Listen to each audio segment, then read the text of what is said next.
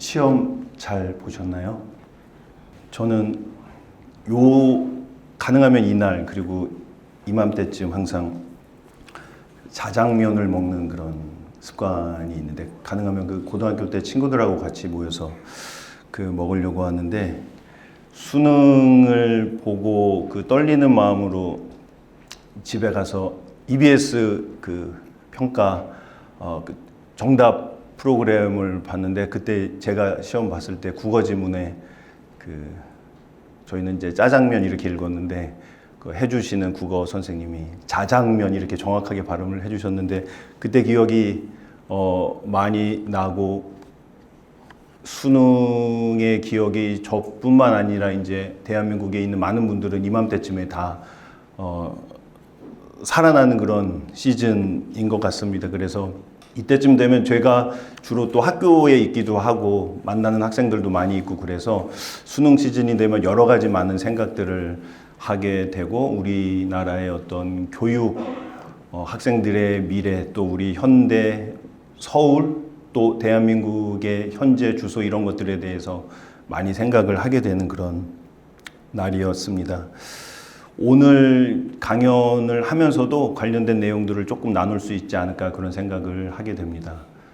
처음 뵙는 분들, 또 가끔 뵙는 분들, 종종 뵙는 분들, 자주 뵙는 분들, 앞으로 또 뵐 분들, 그리고 천국에서 만나 뵐 분들, 너무 모두 반갑습니다. 감사드리고요. 편집장님 말씀하셨지만 니케아 신경 혹은 니케아 공의에 이렇게 많은 분들이 관심이 있으신 줄은 저도 몰랐습니다. 굉장히 날씨도 또 지금 가을이 아주 완연한 그런 시기이기도 한데, 함께 해주셔서 너무 감사를 드리고요.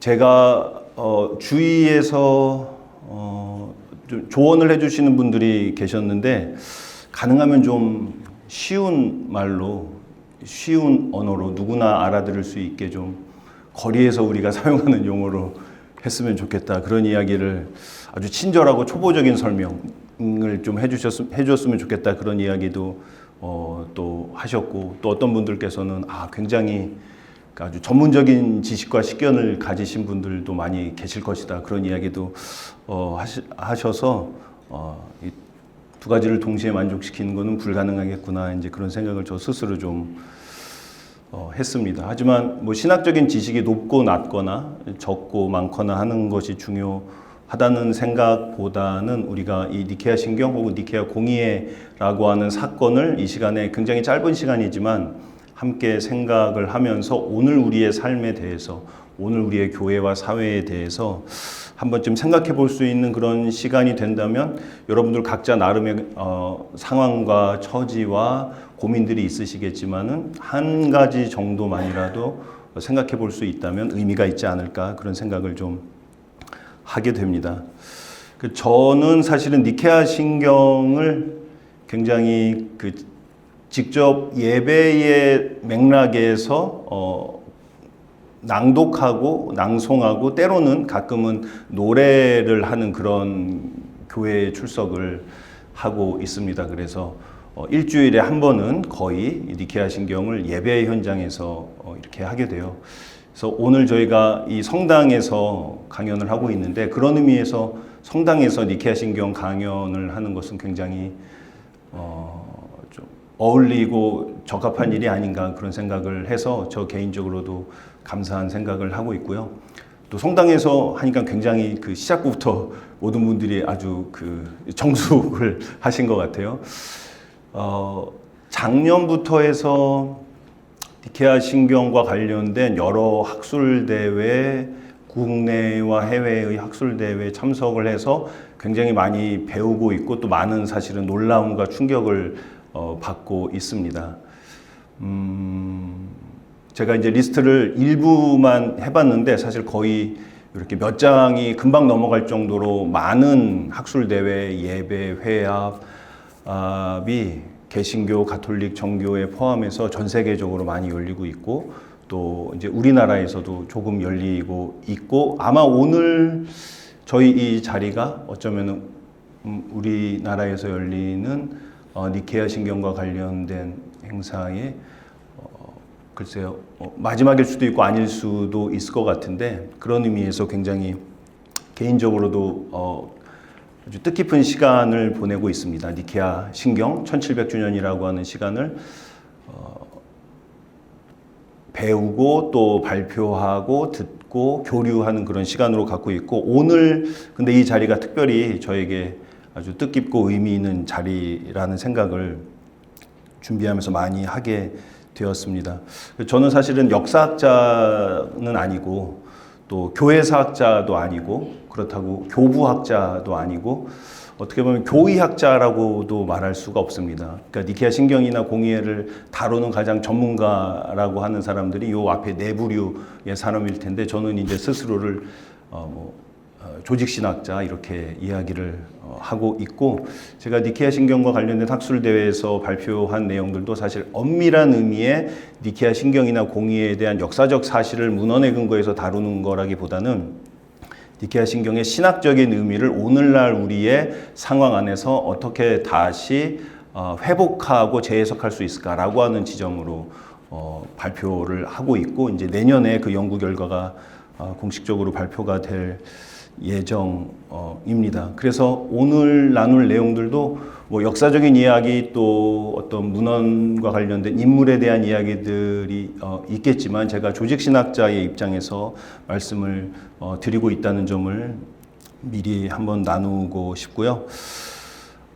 제가 이것을 준비하면서 이제 저의 머릿속에 떠오른 어떤 상상의 청중들, 독자들 뭐 생각을 해봤는데, 교회 신자분들도 계시고 또 학교에서 만나는 학생분들도 계시고, 학생 중에서는 학부 학생들도 계시고 또 우리 대학원 학생들도 계시고, 성직 후보자, 성공의 성직 후보자분들도 계시고, 또 여러 곳에서 만난 많은 사람들을 이제 떠올리게 되었습니다. 교수님들도 계시고 목사님들도 계시고 많이 계시고, 또 어떤 면에서는 어린 시절의 저에게, 신앙으로서 고민을 하던 저에게, 또 신학을 처음 공부하고 또 성직의 길을 들어서는 저에게 하는 말일 수도 있겠다, 그런 생각을 하면서 이 강연을 준비를 했었고, 우리 현대 사회의 어떤 모습과 관련해서는 지금 제가 가장 많이 접하는 이제 용어, 우리 현대사회, 특히 종교와 관련된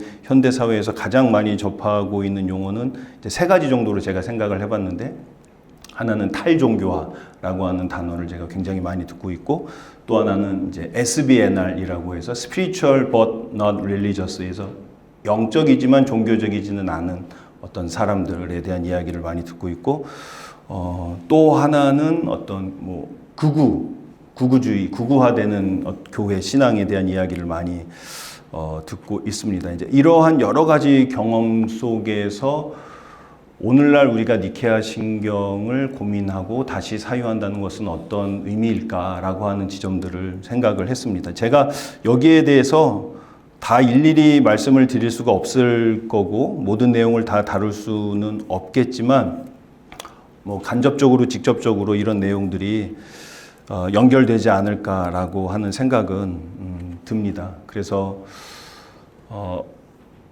여러 사람들을 생각하고 또 지금 우리가 처해 있는 상황들을 생각을 하면서 니케아 신경, 니케아 공의회가 가지고 있는 좀 일단 기초적인 내용들을 먼저 간략하게 좀 이야기를 드리면서 강연을 시작했으면 좋겠습니다. 우리 비아에서 출판된 번역된 책인데, 프란시스 영의 신경의 형성이라고 하는 그 책에 보면 이제 프란시스 영이라고 하는 영국의 아주 저명한 학자가 그리스도교는 공의회와 신경이 정말 중요한 종교다, 그런 문장이 나와요.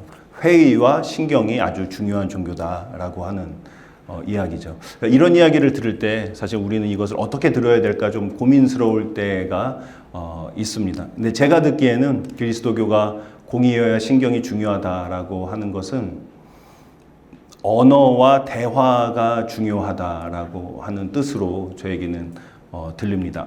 말이 중요하다는 얘기겠죠. 언어가 중요하고 그것을 소통하고 대화하고 함께 이루어가는, 그것이 이제 중요한 종교가 그리스도교다라고 하는 뜻으로 저는 읽었습니다. 달리 말하자면 이 대화는 다이얼로그고 모놀로그가 아니고 다이얼로그고 그 다이얼로그를 넘어서는 거기 때문에 언제나 공동체, 타자, 대화하고 소통하고 이루어가는 시간적인 과정에 있다고 하는 점이 그리스도교에서 중요하다라고 하는 뜻이겠죠. 이제 그렇기 때문에 그것의 역사적으로 가장 중요한 사건 중에 하나인 니케아 공의회, 또 니케아 공의회의 신경이 중요하지 않을까 생각을 해보게 됩니다. 니케아는 지금의 이제 터키 이즈닉이라고 하는 지역, 콘스탄티노플에서 멀지 않은 지역이라고 하는데요. 거기에 지금 이즈닉이라고 하는 도시에 있었던 니케아라고 하는 하나의 도시 이름입니다. 니케아 공의회에서 니케아라고 하는 것은 짐작하시겠지만 니케아라고 하는 말은 승리의 도시라고 하는 뜻이죠. 우리 그 루브르 박물관에 가면은 이렇게 손상되어 있는 니케 여신상을 볼 수가 있는데 그 뜻과 이제 연결이 되어 있을 겁니다. 황제의 별궁이 있었던 곳이었고 그래서 니케아에서 공의회가 열리게 된 하나의 요인이 됩니다.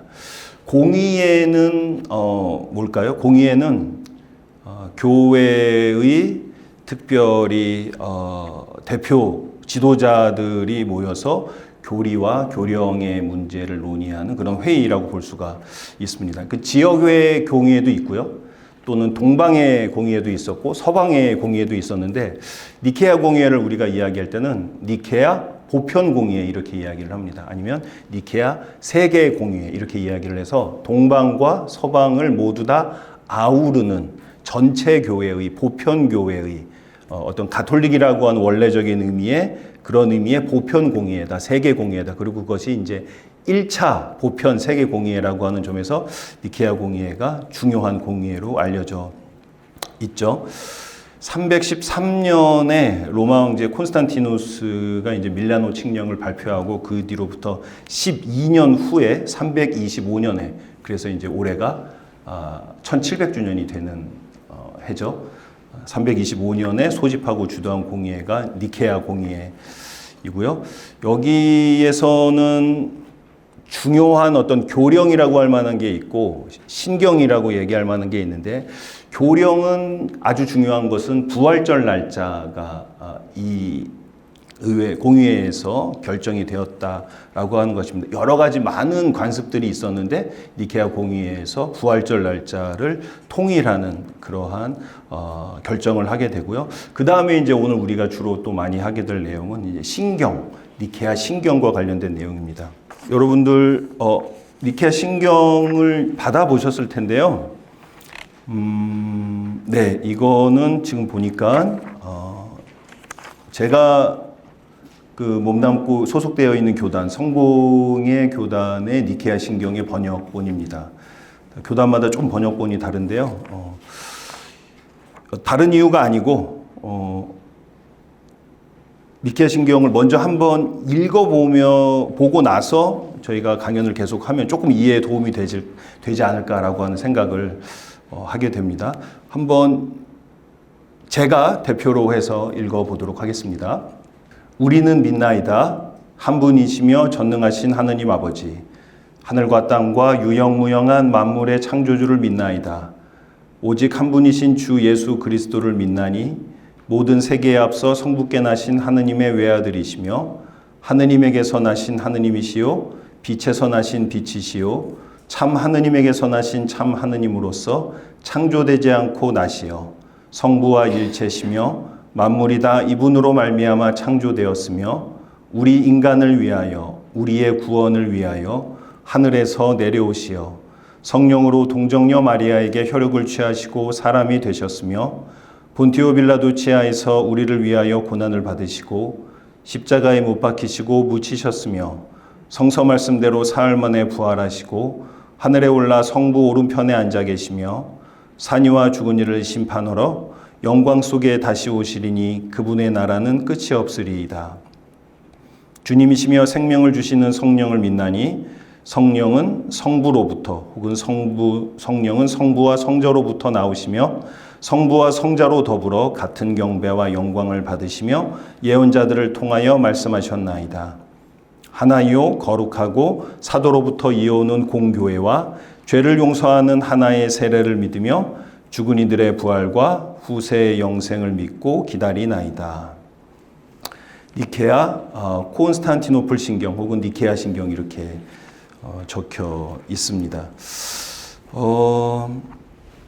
이 니케아 신경의 어떤 중심적인 인물들이 있는데요. 사실은 여러분들 지나치게 열심히 공부하시다 보면은 이 사건이 굉장히 지나치게 복잡하다라고 하는 것을 이제 느끼시게 될 겁니다. 너무 등장인물들도 많고요. 굉장히 많은 이야기들이 오랜 역사 속에서 이루어지는데 우리가 보통 이야기할 때는 아리우스라고 하는 인물과 아타나시우스라고 하는 인물이 이제 메인 캐릭터라고 말씀을 드릴 수가 있을 것 같아요. 그 중에서도 이 신경에서 가장 중요한 논쟁이 되었던 그 뒤의 시간을 결정하는 문구가 여기 A4 용지에 나와 있는 번역본에서 보면 성부와 일체시며 호모우시온 투 파트리라고 하는 그 문장입니다. 호모우시온 투 파트리. 성부와 일체시며 이렇게 되어 있고요. 혹은 성부와 동일 본질이시며 이렇게 번역을 할 수 있습니다. 동일 본질 혹은 동일 실체 이렇게 번역을 할 수가 있겠죠. 바로 이 용어를 두고 아주 오랫동안 교회 안에서 많은 논쟁들이 일어나게 됩니다.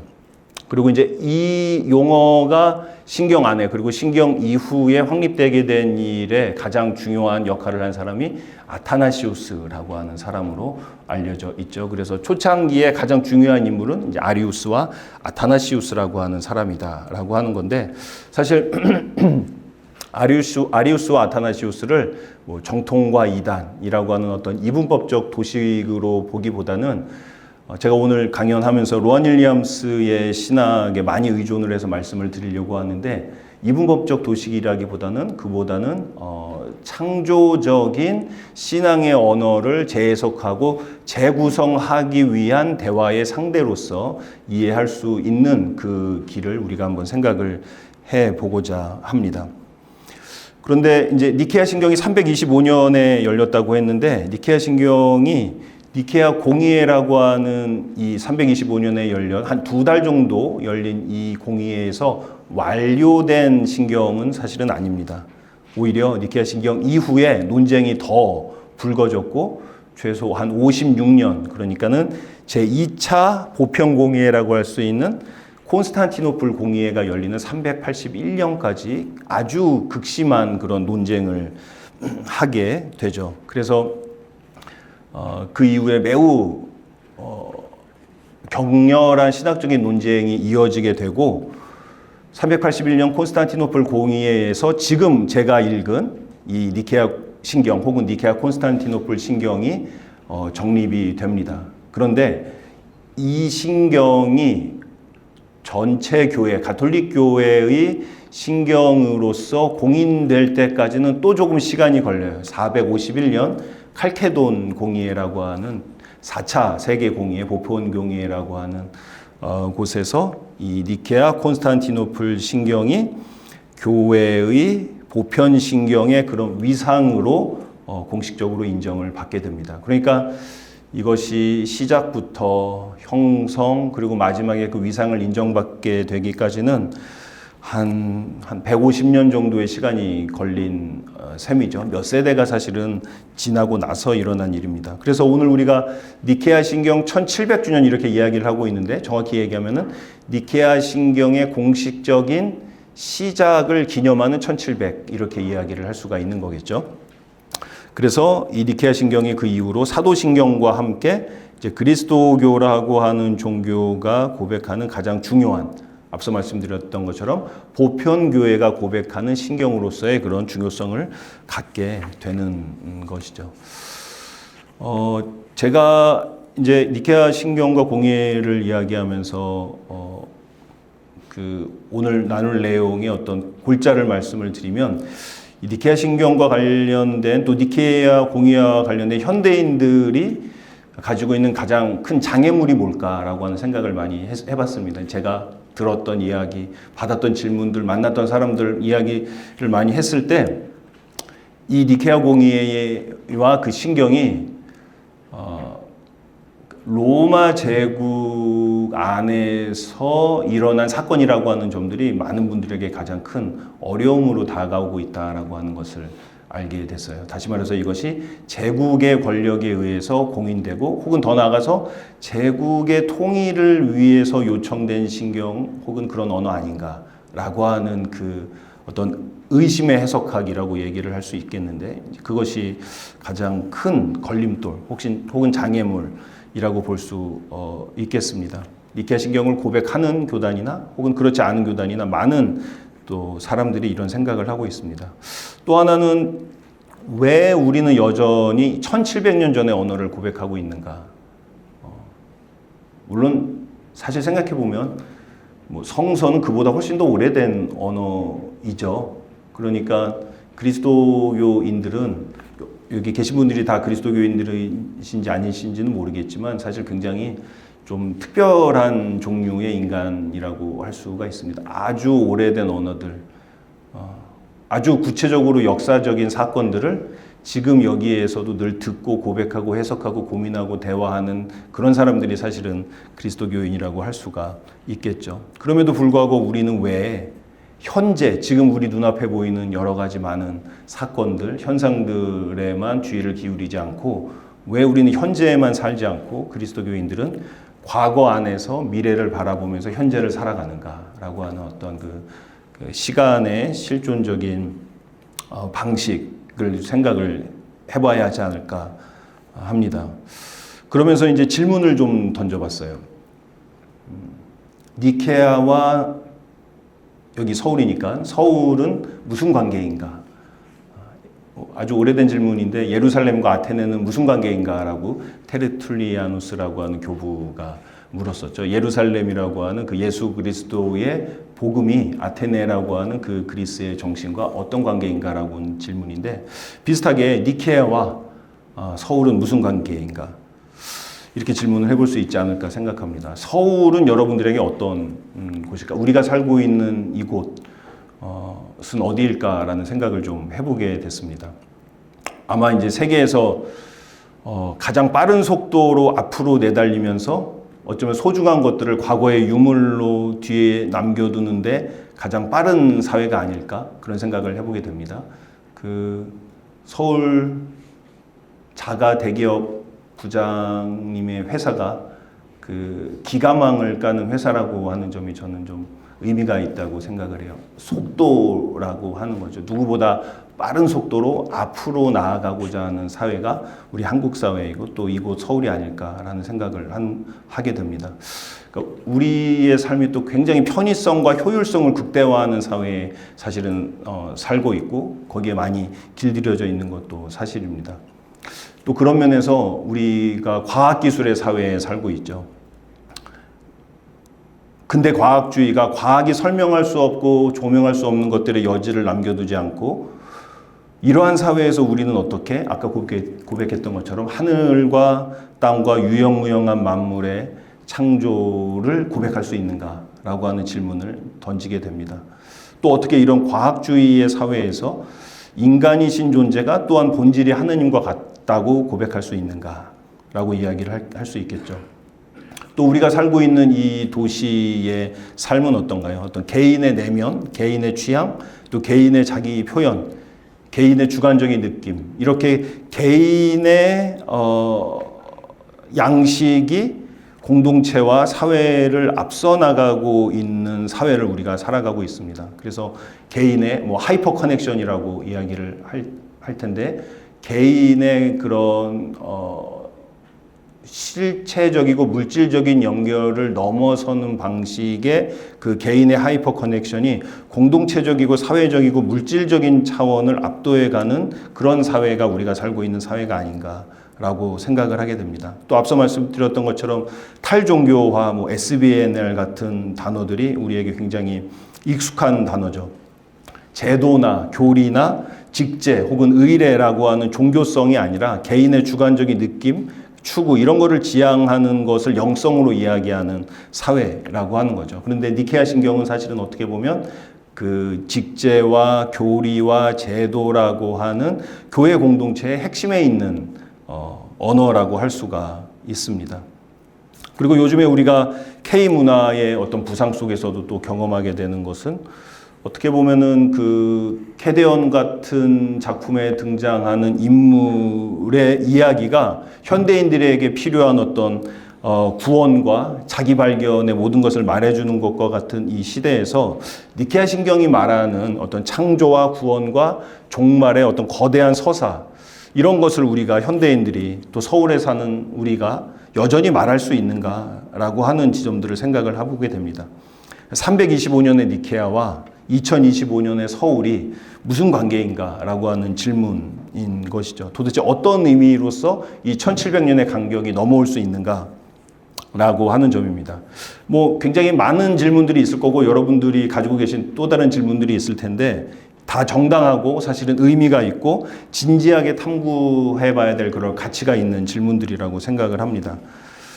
그런데 오늘 우리가 이러한 모든 질문들을 일일이 대답할 수는 없지만 이렇게 현대인들이 살아가면서 1700년 전의 언어에 대해서 질문하고 그것을 비판하고 그것이 오늘날 우리에게 도대체 무슨 의미가 있는가라고 계속 반문을 받게 되는 이 사회 속에서 우리가 생각해 봐야 될 점이 하나가 있지 않을까라는 저는 생각을 해보게 됩니다. 그것은 바로 제가 생각하기에는 지나간 언어, 옛날의 언어는 오늘 우리의 대답이 될 수가 없고 오늘 우리의 언어가 지나간 언어보다 사실은 더 옳고 선하고 진보된 언어다라고 하는 그런 태도라고 하는 거죠. 그러니까 이런 태도를 가지고 있을 때는 사실은 니케아 신경의 언어가 오늘 우리에게 의미를 준다고 하는 말에 선뜻 동의하기가 어렵게 되는 것입니다. 이러한 태도를 C.S. 루이스가 어떤 글에서 이렇게 이야기를 했습니다. 연대에 관한 속물적인 태도라고 이야기를 했습니다. 이게 번역이 사실은 이제 좀 비판적으로 들릴 수가 있는데요.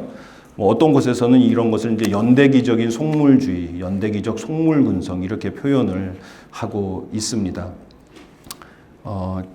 첫 번째 그 인용한 문장의 첫 번째인데요. 이것이 가지고 있는 두 가지 태도가 있는데 우리 시대에 통용되는 지적 풍조를 무비판적으로 수용하는 태도, 이것이 첫 번째고요. 두 번째는 시대가 지난 것은 그 이유만으로 신뢰를 잃었다고 여기는 가정. 이 두 가지가 바로 C.S. 루이스가 말하고 있는 연대에 관한 어떤 속물적인 태도입니다. 예기치 못한 기쁨이라고 하는 곳에서 이 이야기를 하고 있습니다. 자기의 어떤 지적인 여정을 밝힌 책인데 다른 곳에서 예를 들면 서간집에서는 이것을 연대기적인 허위의식이라고도 표현을 하고 또 연대기적인 편협함이라고 하는 말로도 표현을 합니다. 이게 C.S. 루이스의 작품이 나니아 연대기인데 그러면 나니아 연대기라고 하는 말이 조금 어폐가 있지 않나 그런 생각을 해보게 됩니다. 이 출판사에서 지은 제목이죠, 사실은. 그러니까 지금 C.S. 루이스가 말하고 있는 그 연대에 대한 속물적 태도는 사실 시간이라고 하는 것을 연대기적으로만 이해하는 건데요. 다시 말하면 이제 크로노스적으로만 이해하는 태도입니다. 양적인 시간으로만 이해하는 거죠. 이 양적인 시간으로 시간을 이해하면 사실은 일종의 공학적인 사고 방식에 머무르게 되는 겁니다. 예를 들면 맥 OS 타호, 지금 저도 지금 그걸 쓰고 있는데 그것이 맥 세콰이어보다 좋고 아이폰 17이 아이폰 16보다 당연히 좋겠죠. 이것이 연대기적인 시간으로만 어떤 것에 좋고 우와 열을 판단할 때 이야기할 수 있는 겁니다. 물론 근데 아마 어떤 분들께서는 이것이 공학적으로 봐도 그렇게 나중에 나온 것이 지나간 것보다 더 항상 좋은 것은 아니다라고 말씀하실 분도 계시겠지만 일반적으로 이렇게 연대기적인 시간으로 크로노스적으로 시간을 바라보는 입장에서는 지나간 것은 오늘날 필요하지 않고 오늘 지금 현재 우리에게 놓여 있는 것이 가장 옳고 선하고 가장 진보된 것이다 라고 하는 겁니다. 근데 루이스는 이것을 독서 습관하고 연결을 사실은 하고 있어요. 현대인들의 독서 습관. 직접 인용을 하자면 최근에 나온 책들을 더 좋아하고 오래된 책들은 읽지 않는 잘못된 태도, 직접 인용을 한 겁니다. 물론 이제 이것이 발행일을 얘기한 건 아닐 테고 어떤 연대에 대한 속물적인 태도를 가지고 있는 책만 읽으려고 하는 자세라고 하겠죠. 지금 나온 책이라고 할지라도 이러한 어떤 그 속물적 태도에서 벗어나 있는 책이라고 한다면은 그것은 루이스가 말하고 있는 그 우려에서 벗어나 있다고 이야기를 할 수가 있고, 루이스는 이러한 태도가 가장 만연한 것이 신학이라고 이야기를 하고 있어요. 흥미로운 내용이죠. 근데 루이스가 보기에 이러한 태도가 좀 걱정스러운 이유는, 교육자로서 걱정스러운 이유는, 이러한 책들은 많은 경우에 그 시대가 가지고 있는 특징적인 오류에 빠져 있다라고 하는 사실을 스스로 알아차리기가 어렵다라고 하는 겁니다. 그 책 자체가 그 시대, 당대의 시대적인 특징적인 오류에 빠져 있고, 그리고 이 책을 읽는 독자들조차 동시대에 살고 있기 때문에 그 오류를 잡아내기가 어렵다라고 하는 거죠. 다시 말하자면은 시간의 흐름, 그 시간의 연속된 과정 속에서 검증되지 않은 책들이라고 하는 겁니다. 근데 이제 루이스가 이 이야기를 어디서 하느냐라고 하는 것이 중요할 텐데, 바로 니케아 신경의 주인공 중에 한 명인 아타나시우스가 저술한 말씀의 육화에 관하여, 혹은 우리나라에는 말씀의 성육신에 관하여라고 하는 책으로 번역이 되어 있는데요. 이 책의 영어 번역본 서문에서 이 이야기를 하고 있습니다. 다시 말하자면 루이스는 아타나시우스의 말씀의 성육신에 관하여라고 하는 책, 니케아 공의회가 일어나기 한 7년 전에 저술된 것으로 추정되는 이 책이 오늘날 우리가 가지고 있는 연대에 대한 속물적인 태도를 벗어나서 시대 안에서 검증되고 논박되고 지지되고 마침내 인류 문화의 보편적인 유산으로 받아들여진 그러한 방식으로 사유하는 법을 말해주는 책, 그리고 그 책을 우리가 지금 다시 읽어야 될 필요가 있다라고 주장을 하고 있습니다. 굉장히 얇은 책이고요. 여러분들 겨울 휴가 때 한번 그 리딩 리스트에 한번 넣어보시면 좋지 않을까 생각을 합니다. 그러니까 언뜻 생각하면은 교부 아타나시우스가 쓴 책이니까는 긴 수염을 기른 노인이 쓴 책으로 생각할 수 있는데, 사실은 아타나시우스가 이 책을 쓴 당시가 318년경이 맞다면은 한 20살 정도에 쓴 책입니다. 청년 아타나시우스가 쓴 책이죠. 그리고 여기에 등장하는 글 중에 54절에 등장하는 문장이 가장 유명한데요. 하느님의 말씀이 인간이 되신 것은 인간이 하느님처럼 되도록 하기 위함이다 라고 하는 이 문장이 가장 중요하다고 말씀드릴 수가 있고, 이 문장이 사실은 동일 본질이라고 하는 니케아 신경의 언어가 가지고 있는 그 핵심입니다. 하느님이 인간이 되신 것은 인간이 하느님처럼 되도록 하기 위함이었다. 성육신은 곧 신격화 혹은 육화하신 것은 곧 인간의 신화를 위한 것이었다. 이 성육신과 신격화 혹은 육화와 신화, 신화는 어떤 그 미스를 이야기하는 게 아니라 그 신격화라고 하는 그 뜻입니다. 그래서 하느님의 말씀이 육신이 되신 것, 그리고 인간이 하느님처럼 되는 것, 육화와 신화의 이 운동이 가능하도록 하는 것을 말하는 것이 바로 예수가 하느님과 성자가 성부와 동일 본질이다라고 하는 니케아 신경의 뜻이다라고 하는 거죠. 근데 이제 청년 아타나시우스는 사실은 이 사상을 죽을 때까지 놓지를 않았습니다. 놀라운 일인데요. 니케아 공의회가 끝나고 30년이 지나고 나서 아타나시우스는 그때 유배 중에 있었는데 유배 과정에서 많은 저술을 합니다. 아리우스 논박, 안토니우스의 생애, 공의회, 안티오키아 신경집 이런 책들을 쓰면서 처음에 자신이 청년 때 썼던 그 이야기를 계속해서 발전시키는 저술을 하게 되고, 이 저술이 바로 니케아 신경이 오늘 우리에게 주어지게 된 그 결정적인 역할을 하게 됩니다. 이렇게 저술을 하면서 하느님의 말씀이 인간이 되신 것은 인간이 하느님처럼 되도록 하기 위함이다. 그렇기 때문에 하느님의 말씀이 인간이 되신 그분, 참 인간이시면서 참 하느님이신 바로 그분을 고백하는 것이 우리 구원의 핵심이다라고 하는 것을 평생토록 설득하고 대화하고 논쟁함으로써 니케아 신경의 이 신앙의 고백의 그 의미가 교회 안에 받아들여지게 된 것이죠. 유배 생활이 다 끝나고 나서 이제 알렉산드리아의 총대주교로 있을 때 이제 아타나시우스가 신약 성경 27권의 목록을 부활절 서신에서 제시를 하게 되고, 이것이 우리가 가지고 있는 신약 성경 27권의 첫 번째 목록에 나와 있는 그 리스트입니다. 아타나시우스가 결정적인 역할을 한 것이죠. 그러니까 아마 어떻게 본다면 니케아 신경을 형성하게 된 그 과정에서 교회가 발전시킨 교회의 신앙에 대한 내용이, 즉 전통이 바로 교회의 성경이 무엇인지를 결정하게 된 것과 이것이 별개가 아니다라고 하는 것이죠. 성경이 다 결정이 되어 있고 여기에 근거해서 어떤 신앙이 정립되었다라기보다는 신앙이 정립되는 과정 안에서 교회의 성경이 무엇인가, 정경이 무엇인가라고 하는 것이 같이 결정이 되었다라고 하는 점이 흥미로운 부분이라고 할 수가 있습니다. 그래서 아타나시우스는 동일 본질이라고 하는 말을 통해서 팔레스타인의 먼지 가득한 시장을 걸어 다니던 그 사람, 그 청년 예수가 바로 인간의 얼굴로 드러나신 하느님이다라고 하는 확신을 가지고 있었습니다.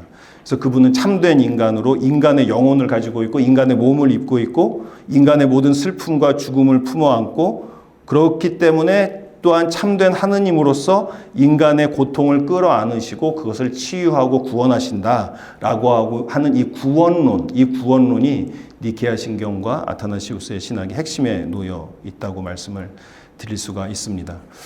그래서 동일 본질, 호모 우시온 투 파트리, 이런 용어가 사실은 어떤 개념적이고 추상적인 언어가 아니고 살아있고 생동하고 세상 모든 사람들에게, 그 사람이 누구든 상관없이 계급이나 인종이나 성별이나 모든 종류의 모든 인간들에게 구원의 희망을 열어주는 언어로서 기능을 하고 있다. 그렇기 때문에 이것이 아타나시우스라고 하는 사람이 많은 주교들과 신자들과 함께 또 수도자들과 함께 호모 우시온 투 파트리라고 하는 용어를 니케아 신경 안에 적게 된 이유라고 할 수가 있겠죠.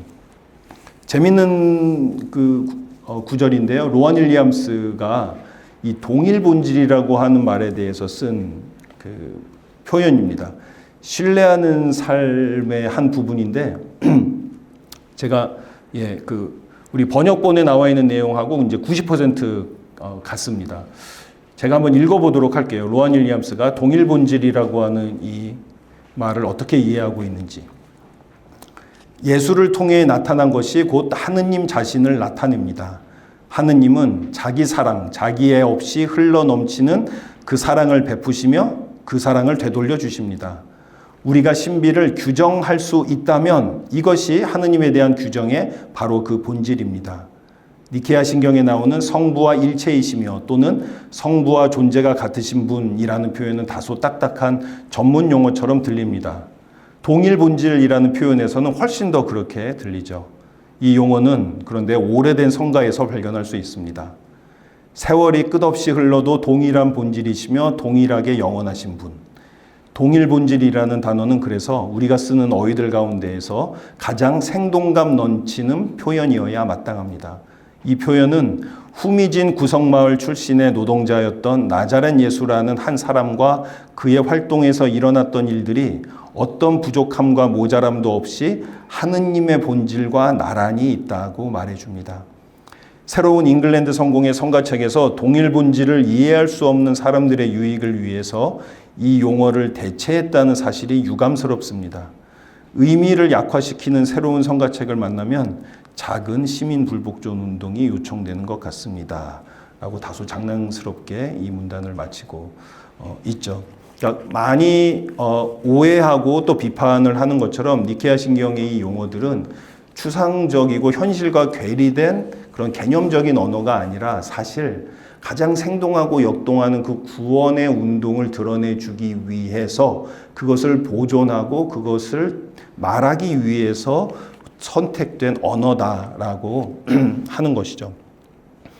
아타나시우스는 묘비명에 이렇게 써 있다고 그래요. 아타나시우스 콘트라 문둠, 예, 이것도 이제 C.S. 루이스가 주목을 하고 있는 부분인데 콘트라 문둠, 세상에 저항하는 아타나시우스라고 하는 뜻입니다. 아마 조금 더 풀자면 온 천하를 맞서서 싸운 한 사람이라고 하는 뜻이 될 겁니다.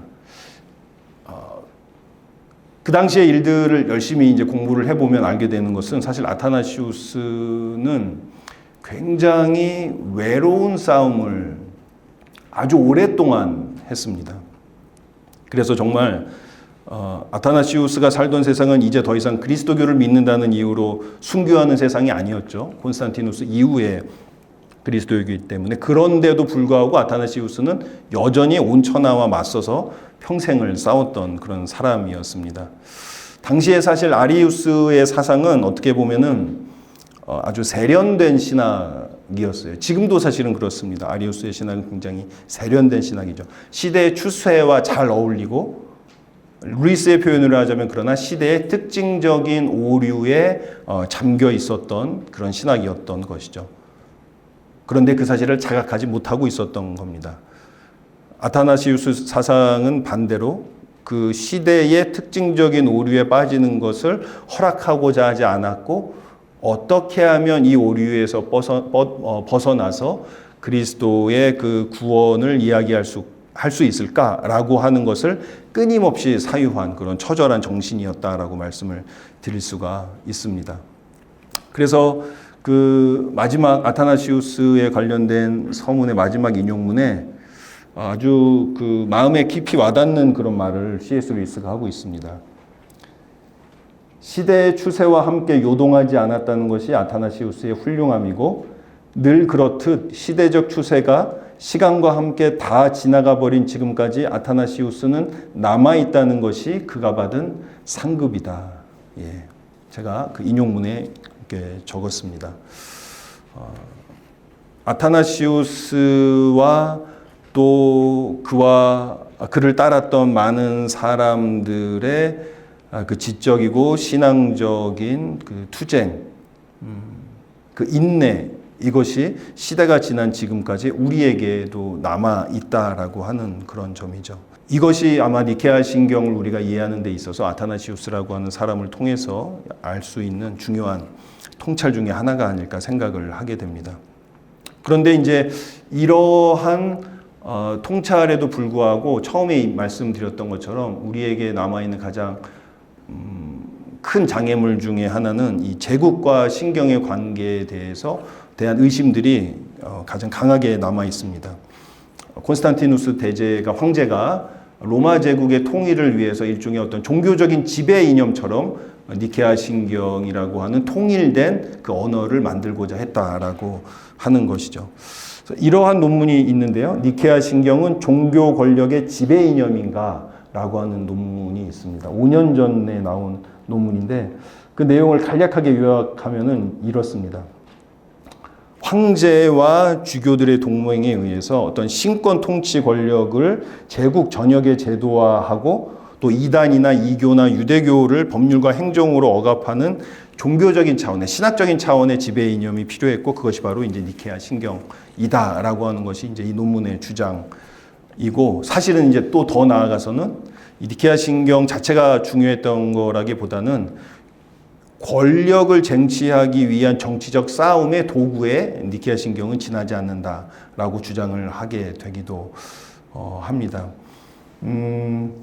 그리고 이제 이렇게 권력 싸움에서 이기면 정통이 되고 권력 싸움에서 지면 이단이 되는 것이 니케아 공의회가 보여주고 있는 로마 제국 공의회의 속성이다라고 하는 것이고, 아타나시우스든 아리우스든 황제들의 비호하에 교회의 권력을 쟁취하는 것이 목적이었다라고 논문이 주장을 하고 있습니다. 또 더 나아가서는 이제 아타나시우스는 예수를 하느님과 동일 본질로 이야기함으로써 예수의 절대성, 초월성을 이야기하면서 예수의 인간적인 측면을 무시하고 경시했던 측면이 있지만, 오히려 반면에 아리우스는 인간 예수의 면모를 부각시킴으로 인해서 오히려 인간과 연대하는, 그래서 어떤 우리 한국의 신학에서는 민중신학이나 그런 해방신학의 경향과 더 잘 어울리는 측면이 존재하는 면에서는 아리우스의 신학이 오히려 더 인간을 위한 신학이 아닌가라고 주장을 하게 됩니다. 이제 그런 면에서 그러한 아리우스의 신학과 반대면에 있는 아타나시우스의 신학은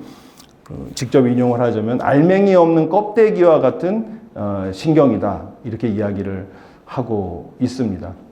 어떻게 보면 어떤 분들에게는 굉장히 좀 충격적으로 들릴 수도 있고 어떤 분들에게는 굉장히 자연스럽게 들릴 수도 있을 것 같은데요. 이러한 주장들이 우리가 사실은 자주 접할 수 있는 그런 주장이라고 말씀을 드릴 수가 있습니다. 그리고 이러한 주장들은 굉장히 좋은 의도를 갖고 있는 것은 분명합니다. 왜냐하면 어떤 국가 권력에 대한 강력한 저항을 촉구하는 그런 신앙을 발전시키고 싶은 우리 현대 신앙인들, 그리고 인간의 해방과 자유에 기여해야 한다라고 하는 그 신념, 그것들이 이제 아주 강력하게 드러나기 때문에 그렇습니다. 하지만 우리가 니케아 신경 혹은 니케아 공의회를 이처럼 제국의 권력에 환원시킬 수 있을 것인가라고 하는 질문은 던져볼 수밖에 없는 질문이라고 말씀을 드릴 수가 있습니다. 좀 전에 말씀드린 아타나시우스의 삶이 보여주는 것처럼 사실은 아타나시우스의 삶 자체가 제국의 권력을 쟁취하고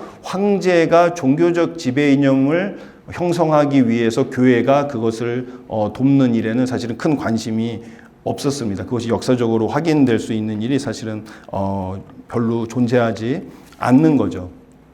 이제 로안 윌리엄스라고 하는 전 캔터베리 대주교 신학자가 사실은 아주 젊은 시절, 그러니까는 아타나시우스처럼 20대는 아니었지만은 한 30대 처음에 이제 신학자로서 삶을 시작할 때 가장 중요했던 질문이 바로 이러한 종류의 질문들이었습니다. 이 정통이라고 하는 것은 뭘까? 니케아 신경의 언어는 무엇일까? 아타나시우스의 그 뜻은 무엇일까? 왜냐하면은 이제 로안 윌리엄스가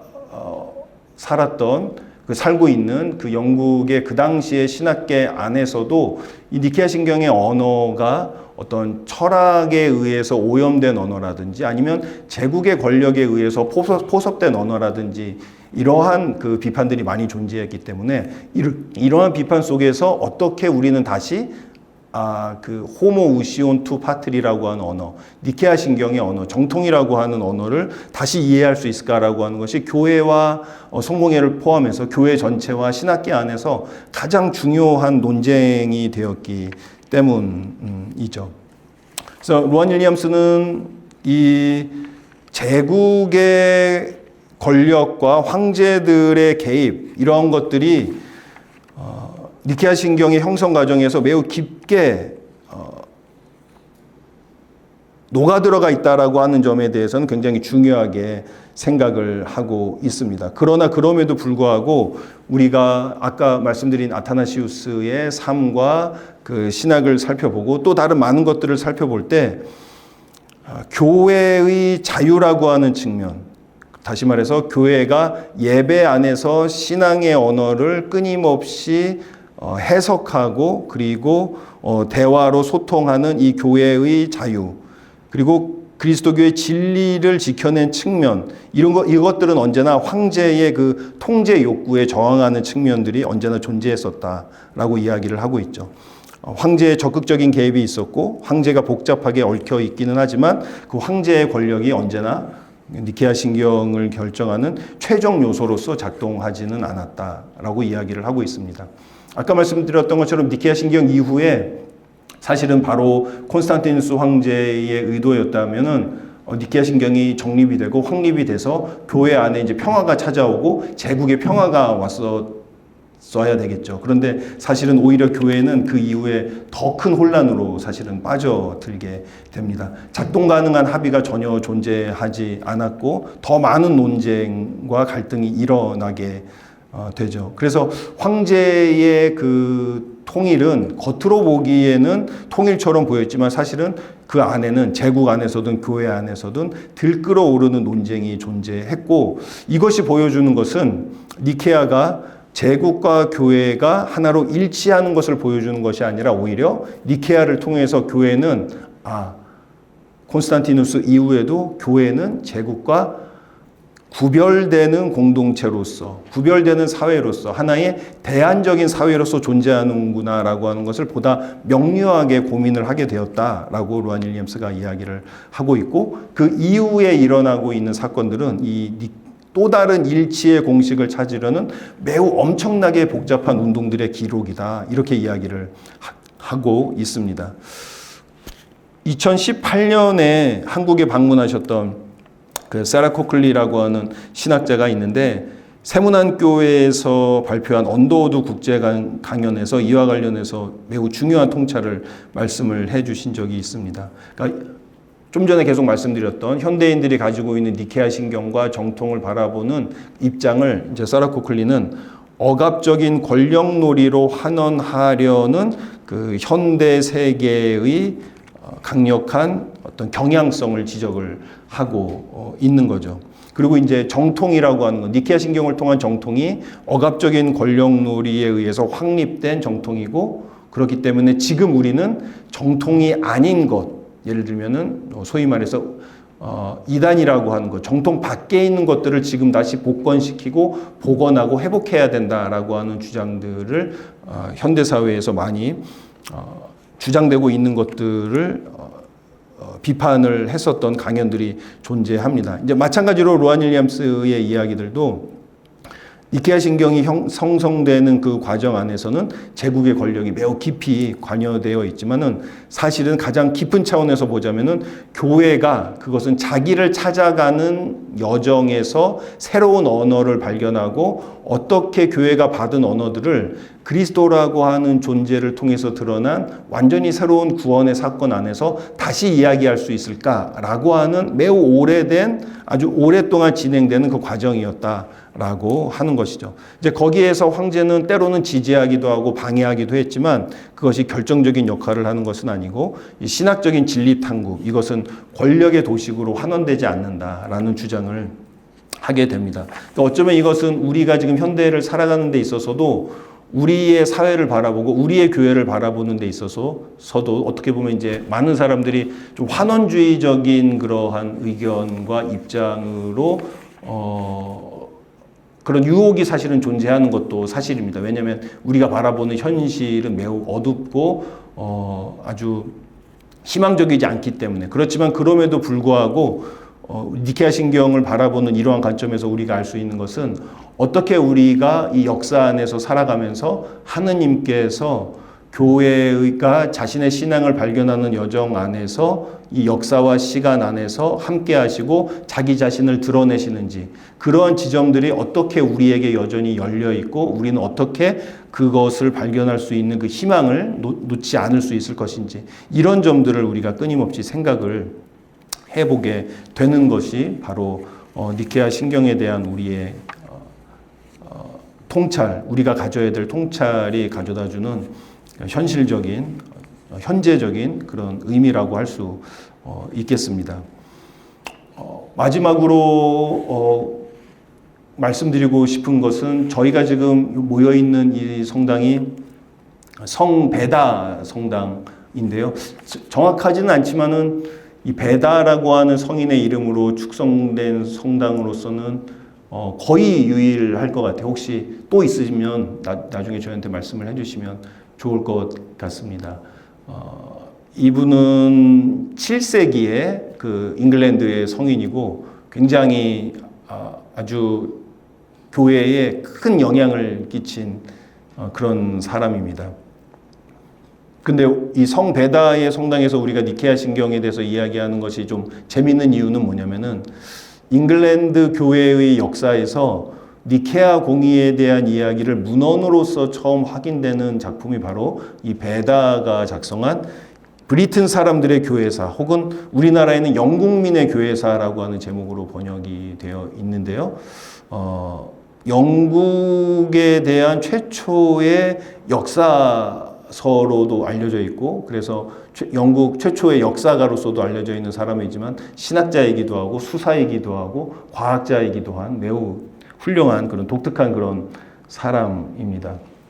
이 앞서 이제 니케아 신경에 대해서 이야기를 했다면은 니케아 공의회의 교령에 대한 이야기를 잠깐 드리고 좀 강연을 마치고자 하는데요. 니케아 신경과 그 공의회가 일어나고 나서 한 300년이 지난 시점에 쓰여진 이 책입니다. 영국민의 교회사라고 하는 책은 300년 혹은 400년이라고 말씀을 드릴 수가 있을 것 같은데, 그 당시에 영국에 존재하고 있었던 부활절 날짜를 둘러싸고 일어난 사건에 대해서 이야기를 하고 있습니다. 이제 흥미롭게도 그 당시에 영국에 다양한 왕국이 있었는데 그 동남쪽의 노썸브리아라고 하는 왕국에서 왕과 왕비가 다른 부활절 날짜를 지키고 있었습니다. 왜냐하면은 그 왕은 스코틀랜드와 아일랜드 계열의 그 아이오나 전통을 따르고 있었고, 왕비는 켄트 지역의 사람인데 로마와 알렉산드리아 전통의 계산법을 따르고 있었습니다. 우리가 여기서 알 수 있는 것은 부활절을 계산하는 날짜가 그 영국이라고 하는 지역에서는 큰 차이가 존재하고 있었다라고 하는 거죠. 그래서 이제 전해지는 말에 따르면 왕비가 고난주일을 지내고 있는데 왕은 부활절을 맞이를 하게 되는 그런 당황스러운 일이 계속 발생을 했었던 거죠. 왕은 오스위라고 하는 사람이었고 이제 왕비는 이안 플레드라고 하는 사람이었는데, 이것이 사실은 교회의 일치와 통합, 그리고 부활하신 그리스도에 대한 온전한 신앙을 드러내는 데 있어서 큰 장애물이 되었습니다. 그래서 그 유명한 664년에 윗비 수도원이라고 하는 곳에서 회의가 열리게 됩니다. 윗비 수도원은 영국에서 가장 맛있는 그 피쉬앤칩스 집이 있는 곳이기도 한데요. 지금은 그 잔해만 남아 있습니다. 이 윗비 수도원이. 힐다라고 하는 사람이 여기 수도원장이기도 했었고요.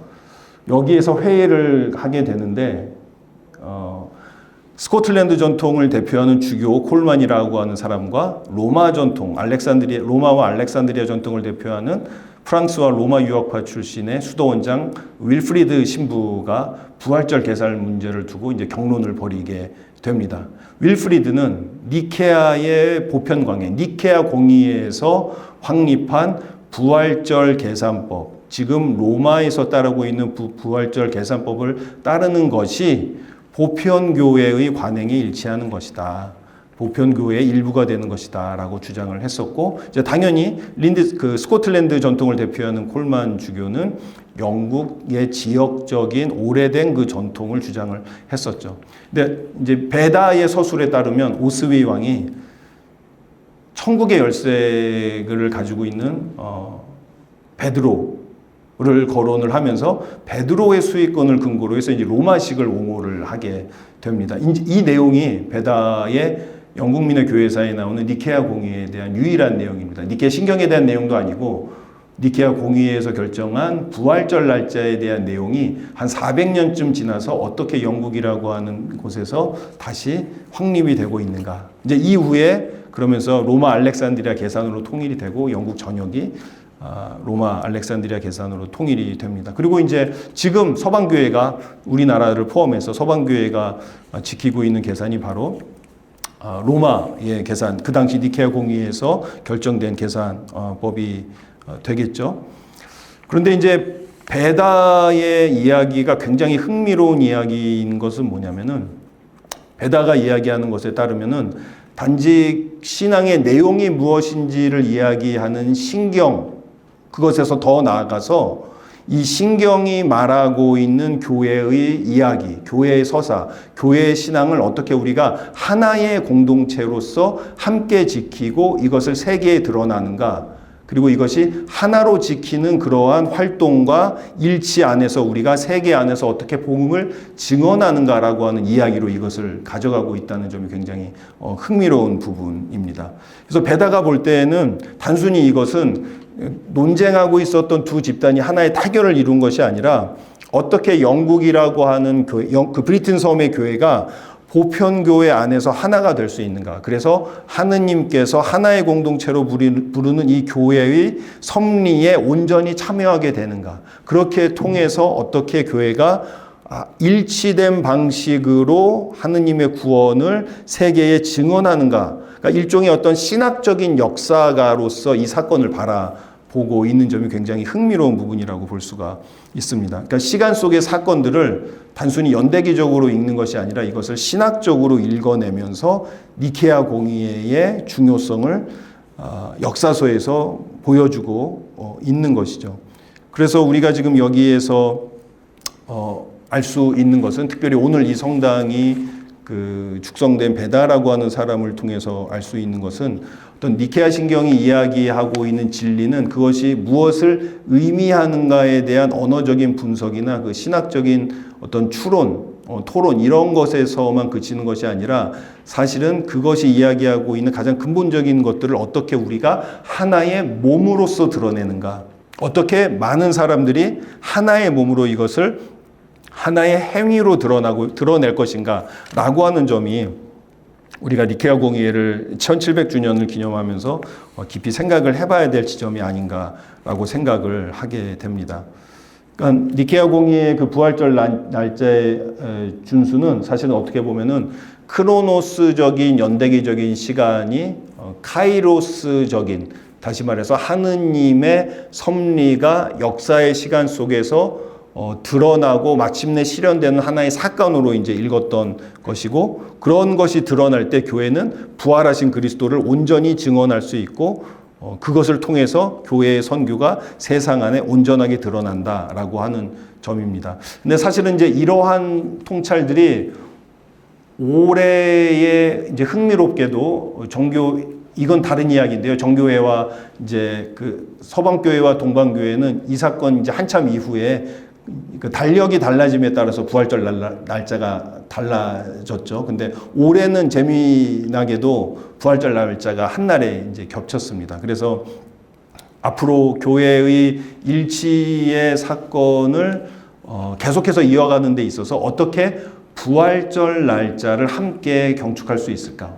부활절을 어떻게 함께 경축할 수 있을까가 지금 세계 교회가 가지고 있는 가장 중요한 현안 중에 하나라고 말씀을 드릴 수 있을 것 같고, 니케아 1700주년을 기념하고 또 올해 특별히 하나의 부활절을 맞이한 시간을 통해서 지금 전 세계의 교회가 앞으로 어떻게 한날의 부활절을 경축할 수 있을 것인가에 대한 연구를 굉장히 많이 하고 있다는 점이 또 우리가 생각해 봐야 될 그런 흥미로운 부분이다라고 생각을 하게 됩니다. 그래서 이제 결론적으로 말씀을 드리면, 이제 앞서서 신경에 대해서 말씀을 드렸고, 이제 어떤 교령에 대해서, 부활절 날짜에 대해서 말씀을 드렸었는데, 이 아타나시우스의 신학과 그리고 교회가 부활절 날짜를 함께 경축하는 그 노력, 성베다의 사건에서 드러나는 그 노력에서 우리가 알 수 있는 것은 이 구원의 문법 그리고 예배의 언어, 이 안에 교회가 끊임없이 잠기고 이것을 통해서 계속해서 새로워지는 것, 이것이야말로 오늘날 어쩌면 우리가 처음의 질문으로 데려가서 니케아가 어떻게 서울에서도 여전히 의미가 있을 수 있는가라고 하는 질문에 대한 고전적이지만 우리가 다시 한번 돌아가야 될 대답이라고 생각을 하게 됩니다. 우리 사회가 지금 마주하고 있는 그 질문들, 우리 교회를 향한 사회의 비판들, 또 교회가 고백하지 않을 수 없는 그 교회의 잘못된 모습들, 어떤 그 국가의 권력에 봉사하고 결탁하고 있는 그런 모습들, 어떻게 이것을 교회가 넘어설 수 있을 것인가, 굉장히 많은 토론들과 논쟁들이 일어나고 있습니다. 또 지금 끊임없이 개인주의화되고 파편화돼 가고 있는 이 사회에서 어떻게 교회는 그리스도의 몸이라고 하는, 공동체의 고백이라고 하는 그 의미를 이 사회에 어떻게 다시 전해줄 수 있을까라고 하는 이러한 지점들을 우리가 생각을 해봤을 때,